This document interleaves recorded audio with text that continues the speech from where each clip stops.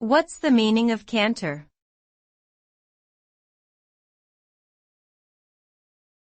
Canter.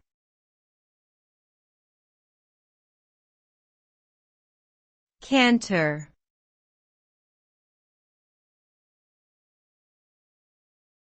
Canter.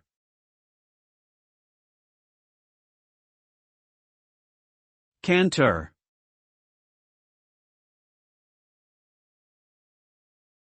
Canter is a term used in horseback riding to describe a three-beat gait that is faster than a trot but slower than a gallop. During a canter, a horse's feet move in a diagonal pattern, with the inside hind leg and outside front leg moving together, followed by the outside hind leg and inside front leg. The canter is a comfortable and easy gait for both horse and rider, often used during leisurely rides or in certain competitions such as dressage or show jumping. It is important for riders to learn how to properly canter in order to maintain control and balance while riding.